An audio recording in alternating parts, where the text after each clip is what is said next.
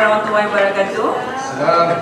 Saya rasa amat bersyukur sekali bila company buat Licin Day, sebab daripada situ saya boleh close 10 trader. Alhamdulillah.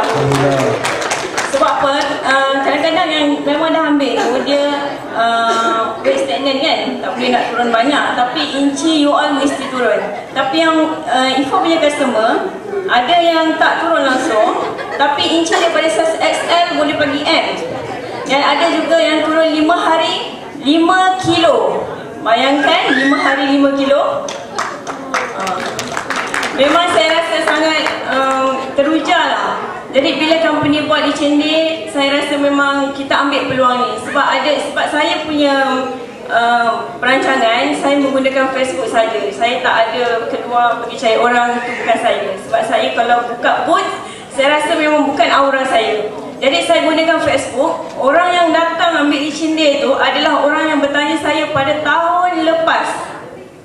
Dia nak ambil, tapi dia rasa macam was-was. Tapi bila saya buat iklan dekat Facebook, dia tengok macam mungkin kepercayaan daripada saya, dan dia tanya saya. Bila saya iklankan Licin Day, syarikat bagi untuk 5 hari percuma, saya punya inbox sampai tak boleh nak baca.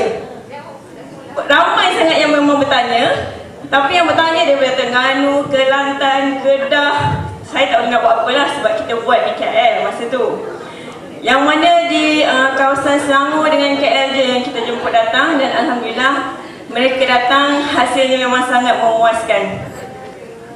Saya rasa anda kena ambil peluang yang syarikat bagi pada kita secara percuma saja tanpa apa-apa bayaran.